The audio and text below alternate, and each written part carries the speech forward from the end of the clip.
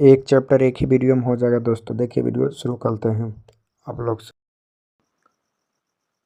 जय हिंद दोस्तों, आप लोग का स्वागत है गुलशन गुप्ता एजुकेशन में। आज आप लोग का दोस्तों खान सर का जो पॉकेट जीएस है, जीके जीएस बुक है, उसी का हम चैप्टर बायोलॉजी दोस्तों, बायोलॉजी सब्जेक्ट है जिसमें हम चैप्टर आज 6 पढ़ेंगे दोस्तों। परिसंचरण तंत्र दोस्तों, परिसंचरण तंत्र जिसमें हम बायोलॉजी का 5 चैप्टर कंप्लीट कर दिए दोस्तों। इसका प्लेलिस्ट भी बना दिए। आज देखिए छठा चैप्टर है, इसमें पहला क्वेश्चन है दोस्तों। पहला मतलब इसके बारे में अध्ययन करते हैं।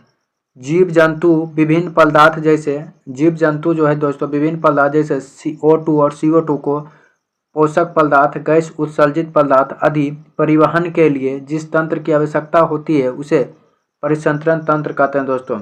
मतलब जीव जंतु जिसे हम लोग पोषक पदार्थ के लिए O2 क्या कहते हैं, ऑक्सीजन लेते हैं, कार्बन डाइऑक्साइड क्या करते हैं दोस्तों, उत्सर्जित करते हैं मतलब छोड़ते हैं। इस परिवहन की जिस तंत्र की आवश्यकता होती है, मतलब जिनकी आवश्यकता होती है, उसे क्या कहते हैं, परिसंचरण तंत्र कहते हैं। जिसके माध्यम से हम करते हैं दोस्तों उसे क्या कहते हैं, परिसंचरण तंत्र कहते हैं। मानव में परिसंचरण तंत्र मुख्य रूप से रक्त और लसिका द्वारा होता है। मानव में परिसंचरण तंत्र मुख्य रूप से रक्त और तथा लसिका द्वारा होता है। किसके द्वारा, रक्त और लसिका द्वारा।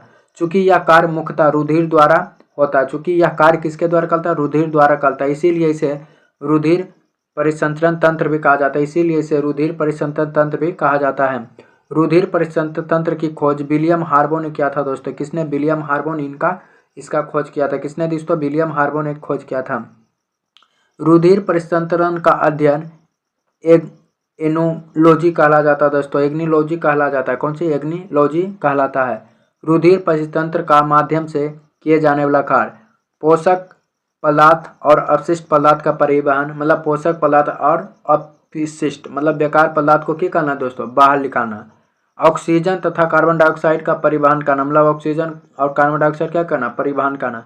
हार्मोन में लक्षित ऊतक तक पहुंचाना। विभिन्न मध्यवर्ती उपचयी पदार्थों को परिवहन करना दोस्तों। रुधिर परितंत्र मुख्य रूप से निम्नलिखित भागों में पाया जाता है। हृदय, सिरा, रक्तदाब, धमनी और लसिका दोस्तों। लसिका परिसंचरण तंत्र 3 प्रकार के होते हैं। वो खुला परिसंचरण तंत्र, बंद परिसंचरण और मिश्रित परिसंचरण। अब खुला परिसंचरण किसे कहते हैं, इस प्रकार के तंत्र में रक्त बिना किसी प्रेशर या दाब के आगे बढ़ता है। इस प्रकार के तंत्र में रक्त जो बिना दाब या के आगे बढ़ता है, यह बाह्य कंकाल वाले जीव पाए जाते हैं। इसमें दोस्तों कोई भी प्रेशर नहीं होता। ये बाह्य कंकाल वाला, जैसे तेलचट्टा हो गया, तिल्ली हो गया, कीड़ा हो गया, आर्थ्रोपोड हो गया, घेंगा हो गया, ऑक्टोपस हो गया, मोलस्का हो गया, ये सब क्या है, ये सब है खुला परितंत्र है दोस्तों। इसे खुला परितंत्र है। बंद परितंत्र किसे कहते हैं, इसमें रक्त एक नली के माध्यम से एक निश्चित प्रेशर दाब से आगे बढ़ता है। यह आंतरिक कंकाल वाले जीव में पाया जाता है। यह दोस्तों आंतरिक कंकाल वाला, अंदर वाला जीव में पाया, जिससे मानव हम सब के क्या रक्त की बाहर में नहीं, अंदर में, आंतरिक कंकाल में, अंदर बंद में है। इसे केचुआ, एनिलीड ये सब आता है। मिश्रित कंकाल, इसमें रक्त कभी एक निश्चित दाब से आगे बढ़ता है, अर्थात कभी कभी विपरीत दिशा में भी जाने लगता है, जिसे मछली और मेढक दोस्तों, मछली और मेढक हो जाएगा। रक्त वाहिनी, रक्त को ले आने और ले जाने वाली नसों को रक्त वाहिनी कहते हैं। ले जाने वाले रक्त लाने वाली को क्या कहते हैं, रक्त वाहिनी कहते हैं। जैसे हो गया धमनी और सिरा दोस्तों। धमनी और सिरा का क्या काम होता है, रक्त ले जाना और रक्त ले आना। विज्ञान के जिस शाखा के अंतर्गत रक्त वाहिनिका का अध्ययन किया जाता है उसे एंजियोलॉजी कहते हैं दोस्तों। क्या कहते हैं, एंजियोलॉजी कहलाता है दोस्तों। अगला पॉइंट है शरीर में रक्त का मार्ग दोस्तों। अब शरीर में रक्त किसके किसके मार्ग द्वारा जाता है। अब पहला दोस्तों हार्ट माने क्या था, हृदय, एक बाद महाधमनी, एक बाद धमनी, धमनी के बाद छोटी आंत, छोटी के बाद कोशिका तो छोटी सिरा, फिर महाधमनी, फिर इसी प्रकार होते रहता है दोस्तों। अब देखिए कोशिका के बारे में पढ़ते हैं दोस्तों। कोशिका यह एक पतली नस होती है। यह एक केशिका है दोस्तों, कोशिका नहीं। यह एक पतली नस होती है जिसमें शुद्ध और अशुद्ध रक्त दोनों मिलता है। इसमें शुद्ध और अशुद्ध रक्त दोनों मिलता है। यह कोशिका आँखों में स्पष्ट दिखाई पड़ती है।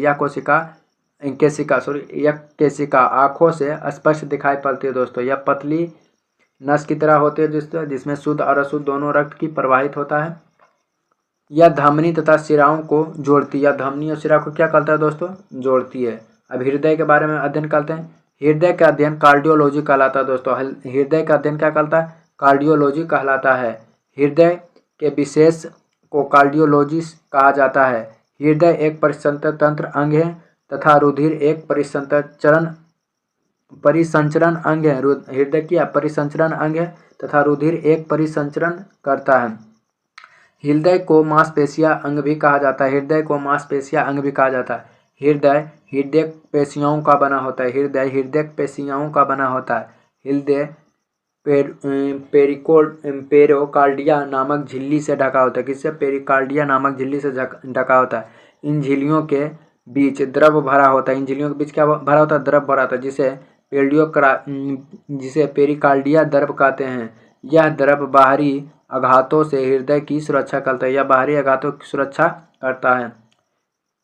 पेरिकार्डिया परत दो परतों से मिलकर बनी होती है। पेरिकार्डिया परत दो परतों से मिलकर बनी होती है। पहला रेशेदार परत, दूसरा सिरोस परत। दोस्तों हृदय का भार लगभग 300 ग्राम मीटर होता है। कितना? 300 ग्राम दोस्तों है। नवजात शिशु या हृदय का वजन 20 से 25 ग्राम होता है। पुरुष का वजन 280 से 340 ग्राम होता है। महिला का 230 से 280 ग्राम होता है। हृदय का आकार शंकुकार होता है। हृदय का आकार कैसा? शंकुकार। यह बछगुहा में हल्का बाईं ओर होता है। यह बछगुहा में हल्की बाईं ओर होता है। यह हृदय में पंपिंग अंग होता है। क्या? पंपिंग अंग होता है दोस्तों। हृदय की उत्पत्ति मेसोडर्म से होती है। हृदय की उत्पत्ति किससे? मेसोडर्म से होती है दोस्तों। मेसोडर्म से होते हैं। हृदय की धड़कन को उत्तेजित करने वाला हार्मोन थायरोक्सिन है दोस्तों। क्या? थायरोक्सिन है। हृदय की 3 दीवार से परत से बनी होती है। एपिकार्डिया, मायोकार्डिया और एंडोकार्डिया। दोस्तों एपिकार्डिया अस्तर में हृदय पेशी पाया जाता है। हृदय पेशी पाया जाता है जो रचना में ऐच्छिक पेशियों के समान, जबकि कार्यविधि अनैच्छिक पेशियों के समान होती है। हृदय पेशी तेजी से संकुचित होती है, कभी थकता नहीं है दोस्तों। हृदय कभी भी थकता नहीं है। यह हृदय दोस्तों क्या है? हृदय है जो जिसमें यह क्या है? महाधमनी है दोस्तों। एक ही है, महाधमनी है। ये ब्लू कलर के है। फुसफुस धमनी है दोस्तों। ये जो दिख रहा है फुसफुस शिराएं हैं। यह दोस्तों बाई अलिंद है दोस्तों। क्या है? बाई अलिंद है। बाएं अलिंद है। यह जो दिख रहा है दोस्तों बाएं निलय है। ये यहाँ पर देखिए दोस्तों, यह सिरा है दोस्तों, महाशिरा है दोस्तों। ये कार्डियो है दोस्तों। दाएं अलिंद, ये बाएं अलिंद, ये दाएं है दोस्तों। राइट आई लेफ्ट देने। अब हृदय कोष्ठक के बारे में अध्ययन करते हैं। हृदय के अंदर पाए जाने वाला गुहा मतलब कि खाली स्थान को चेंबर कहते हैं। जहाँ पर खाली स्थान होता है दोस्तों हृदय में, उसे क्या कहते हैं? चेंबर कहते हैं। मानव के हृदय में 4 चेंबर होते हैं, जिनसे ऊपर के दोनों चेंबर छोटे तथा नीचे के दोनों चेंबर बड़ा। मतलब ऊपर में तो 2 चेंबर होते हैं, नीचे में 2 चेंबर। ऊपर वाला क्या होता है? छोटा होता है। नीचे वाला क्या होता है? बड़े होते हैं दोस्तों। नीचे वाला बड़े होते हैं। सबसे बड़ा और सबसे मजबूत चेंबर बाएं निलय होता है। सबसे बड़ा और सबसे मजबूत चेंबर बाएं निलय होता है दोस्तों। वह मांसपेशी है जो हमारे हृदय के चारों भागों में बांटती, उसे स्फिंक्टर्स मांसपेशी कहते हैं दोस्तों। स्फिंक्टर्स मांसपेशी कहते हैं। अब अलिंद के बारे में अध्ययन करते हैं। यह हृदय के ऊपरी भाग होती है। ये शरीर के रक्त अलिंद के माध्यम से हृदय में प्रवेश करती है। दोनों अलिंद एक दूसरे से अंतरालिंग भित्ति द्वारा अलग रहता है, जबकि अलिंद निलय खाच द्वारा अलग रहता है। भ्रूण अवस्था में हृदय के अंतरिंद भित्ति पर एक छिद्र पाया जाता है, जिसे फोरामेन ओवेल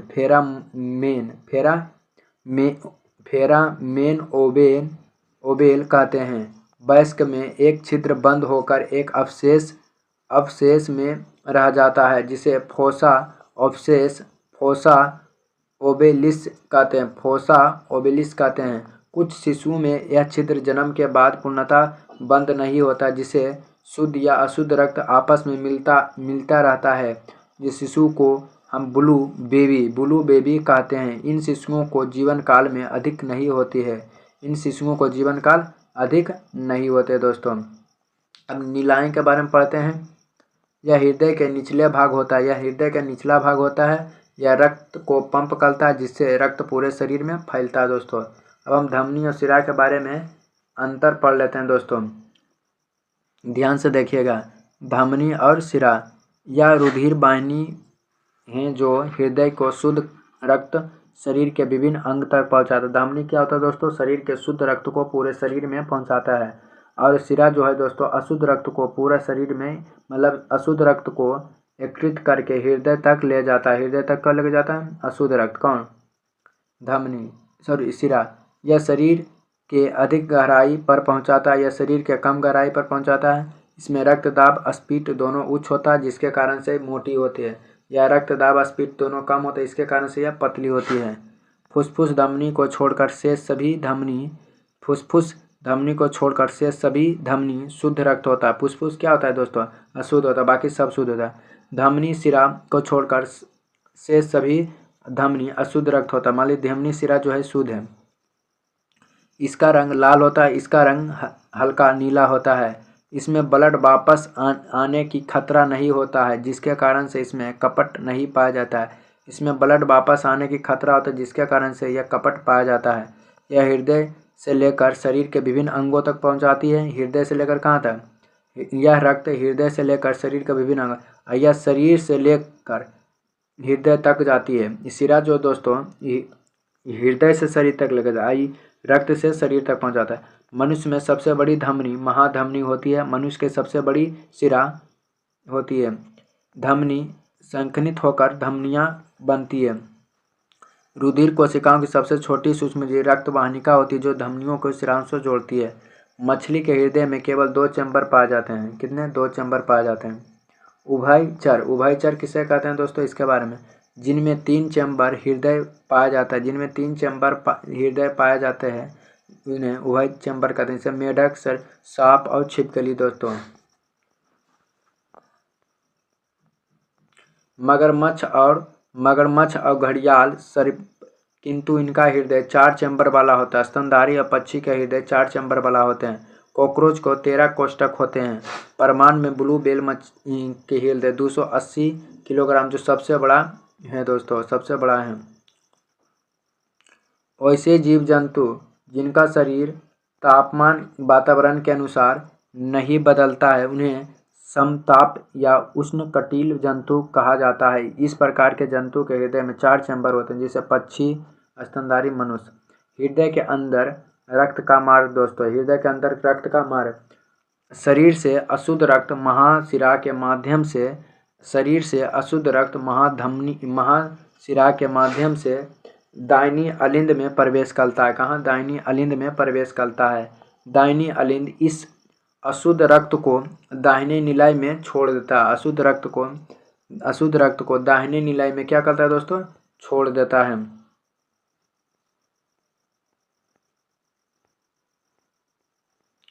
दाहिने निलाय इस अशुद्ध रक्त को फुसफुस धमनी के माध्यम से फेफड़ा में भेज या छोड़ देता है।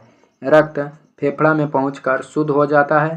फेफड़ा में यह शुद्ध रक्त फुसफुस शिराओं के माध्यम से बाएं अलिंद में प्रवेश करता है। बाएं अलिंद इस शुद्ध रक्त को बाएं निलय में छोड़ता है। बाएं निलय सबसे चौड़ा चैम्बर है। यह शुद्ध रक्त को महाधमनी के माध्यम से पूरे शरीर में क्या करता है दोस्तों? भेजता है। दाएं अलिंद तथा दाएं निलय के माध्यम से त्रिलिनीय कपट पाया जाता है। बाएं अलिंद और बाएं निलय के माध्यम से द्विलवणीय कपट पाया जाता है। अगला पॉइंट है दोस्तों, केरोजारी साइनस नामक नस हृदय की पेशियों को रक्त पहुंचाती है। जब रक्त में कोलेस्ट्रॉल की मात्रा बढ़ती है तो हृदय की नस जाम हो जाती है जिसके कारण से हार्ट अटैक आ जाता है। जिसके कारण कोलेस्ट्रॉल की मात्रा अधिक होने से दोस्तों मनुष्य के नस में जाम हो जाता है जिसके कारण से क्या होता है? हार्ट अटैक होता है। पूरे शरीर में रक्त का मार्ग दोस्तों एवं महाशिरा के बाद कहाँ? दाहिनी अलिंद, फिर एक बाद दाहिनी निलय, फिर फुसफुस धमनी, फिर फेफड़ा फुसफुस शिरा, फिर शिरा के बाद बाएं अलिंद, बाएं के बाद फिर बाएं निलय, फिर महाधमनी, फिर धमनी, फिर छोटी धमनी। छोटी धमनी के बाद फिर कहाँ जाता है दोस्तों? केशिका तर, केशिका छोटी शिरा, फिर शिरा के बाद फिर महाशिरा, फिर दाईं अलिंद में दोस्तों। हृदय की धड़कन की मापने के लिए स्टेथोस्कोप का प्रयोग किया जाता है। आला के माध्यम से डॉक्टर का लपडप की आवाज़ सुनती है, लपडप की आवाज़ आती है या सुनती हैं। आला प्रतिदिन प्रतिध्वनि के सिद्धांत पर कार्य करता है। 1 मिनट में 72 बार धड़कता है, जबकि शिशु के अवस्था में 1 मिनट में 150 बार धड़कता है। भ्रूण अवस्था में 1 मिनट में 200 बार धड़कता है। व्यायाम के समय दौड़ते समय 92 से 98 बार प्रति मिनट धड़कता है। एथलीट 60 से 62 प्रति मिनट है दोस्तों। हृदय की धड़कन का कम होना ब्रेड कार्डिक कहलाता है। हृदय की धड़कन अधिक होना ट्रेच कार्डिक कहलाता है।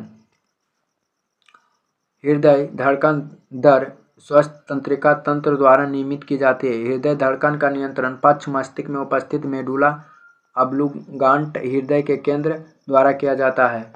एक बार हृदय की धड़कने से 50 ml ब्लड की अंदर जाता है, अतः पूरे 5.5 लीटर अंदर जाने के लिए हृदय 72 बार धड़कना पड़ता है। हमारे नाड़ियों की धड़कनी गति 1 मिनट में 115 से 125 तक होती है।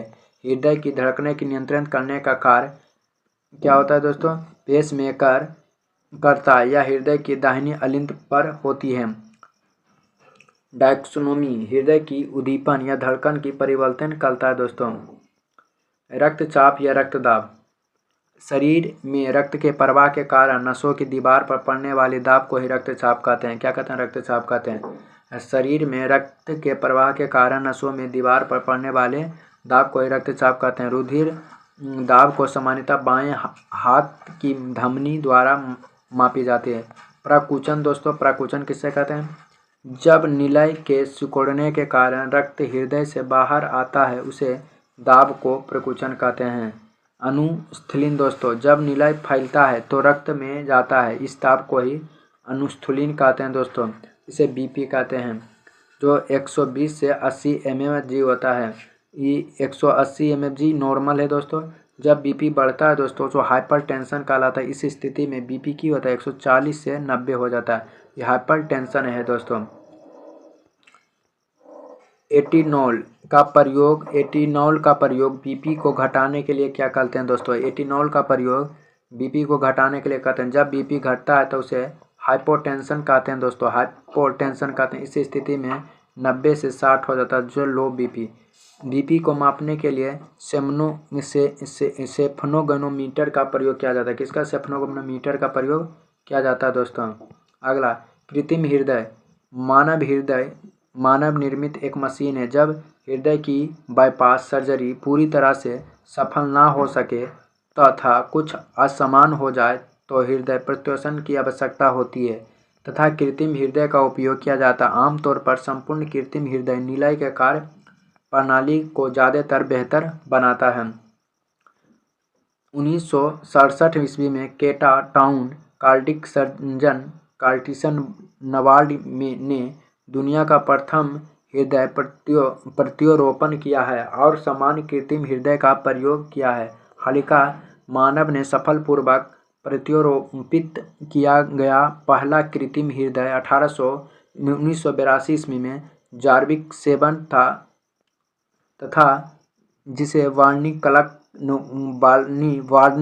क्लर्क को लगाया गया, जिसे जोहान्स कोल्फ, विलियम डेविस तथा रॉबर्ट जॉर्विक की टीम ने डिजाइन किया दोस्तों। वर्तमान में सिनकोल्डिया एवं फोफिन्स 7 कृत्रिम हृदय भी प्रसिद्ध हैं जो अमेरिका द्वारा निर्मित हैं, जो एबी कोर कार्डियोफिशियस हार्ट चैन द्वारा निर्मित है।